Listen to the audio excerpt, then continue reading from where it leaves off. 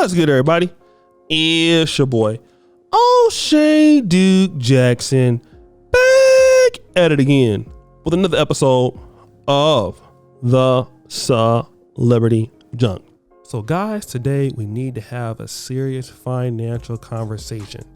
I'm not a stockbroker, I'm not an investment banker, I'm not a financial wealth manager, but I do care about your success. I mean, most of you brothers are from the United States.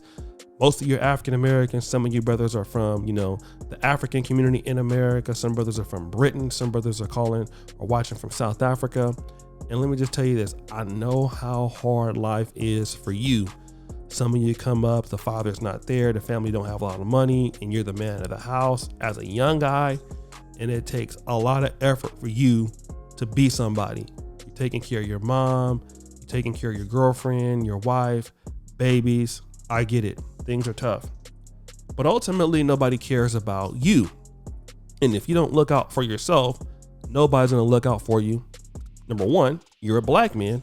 Number two, you're a black man. Number three, you've guessed it, you're a black man. And nobody has anything to help you if things get tight. Now, I want to talk about two of the guys in today's story that I respect a lot. Adrian Peterson. This guy is an electrifying running back, one of the best to ever do it. Le'Veon Bell, also a very good running back. Not as good as Adrian Peterson, but one of the best to ever do it. Guys, these two dudes made a lot of money. I mean, Adrian Peterson made a ton of money for the Vikings. Le'Veon Bell was, he made a good amount of money playing running back for the Steelers and the Jets. But, Adrian Peterson's 37, and there's not much room for a 37-year-old running back in the NFL, especially since the NFL is not really a running backs league anymore. And Le'Veon Bell is 30. He's a unrestricted free agent, and nobody wants to sign him. Both of these guys' career, it's almost over. But the two of them have decided they're going to go head on and do a celebrity boxing match. Well, why are they doing that? Sad to say, they're both broke. All right. Now, Adrian Peterson grossed over $100 million in his career. Doesn't mean he made $100 million, but he grossed $100 million. He allegedly borrowed like $5.2 million from a lender and defaulted on the loan. Now he owes like $8 million. And I kind of want to talk about that because, with us, you start making money. And when you're making a lot of money, guys, and you're putting in the work, you kind of feel like magical. You know what I mean? I remember when I got my first check over $10,000. It was just like over that.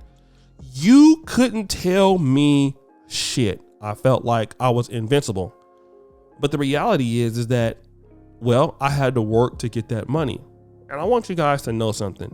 If you're ever in a position where you have to get up every day and work, you are poor. I just realized it. I'm also poor. Okay? You're only rich when you're like Bill Gates and you can do nothing and you still make money every day. That makes you rich.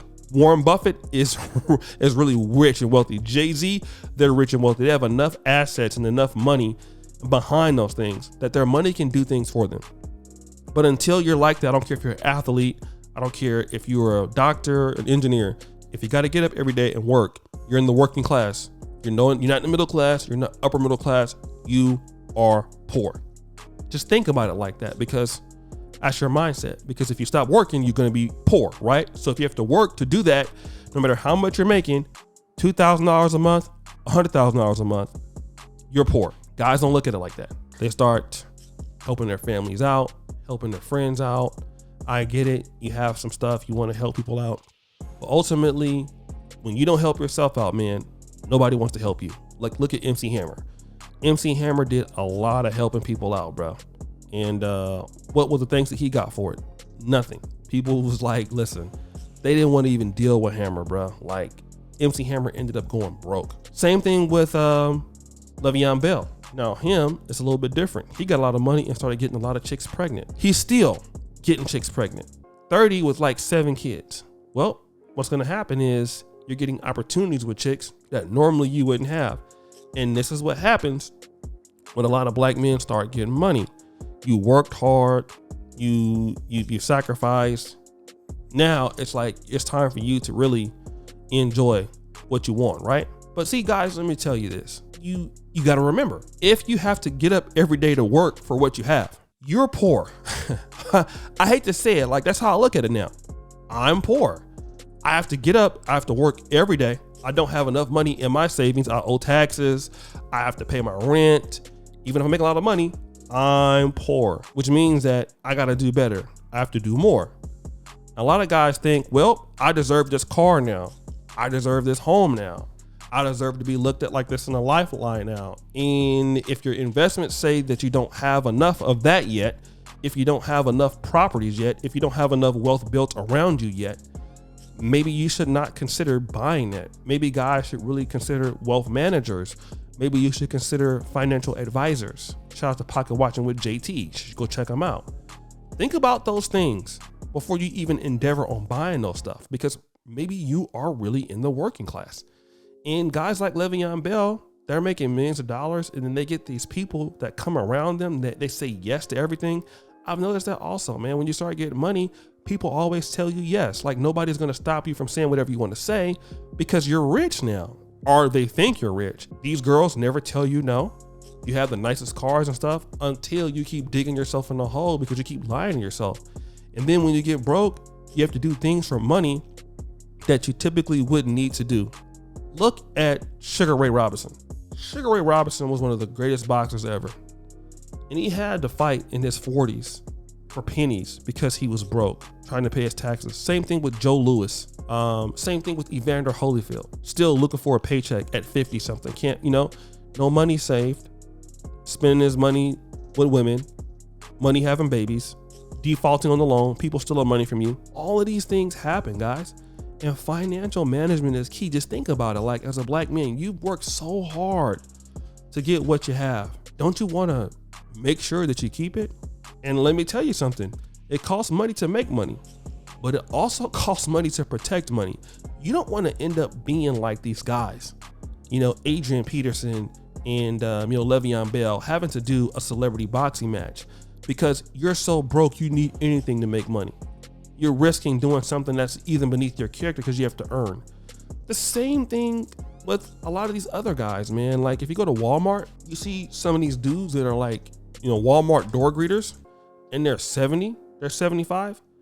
You think they want to be there? Or are they there because, hey, money mismanagement, divorce, bad investments, didn't save enough, didn't think those days were coming? And let me tell you, man, those days are definitely coming. You got to really look at the future, guys. You have to look at the future. People won't do anything for you if you won't do it for yourself. I mean, it's good to help people. I like helping people. But at the same time, you got to help yourself, man. Think about your purchases that you guys make. Maybe just because you're making $100,000 a year now, 200 grand a year, that don't mean that you need to buy that car right now. Maybe you don't need to buy that house right now. Who cares if people, don't think that you should be living a nicer lifestyle? Can you really afford it? And the way you know you can afford it is, what do your investments say? What does your savings account say? That's how you know you can afford it, because anything can happen to your income. So guys, be woke. Well, it's your boy, O'Shea Duke Jackson, back at it again with another episode of The Celebrity Junk. I really appreciate you for all that you do. Subscribe, hit the bell, check out this first comment in the top. And as you know, the buffoonery remains at an all-time high. I'm out.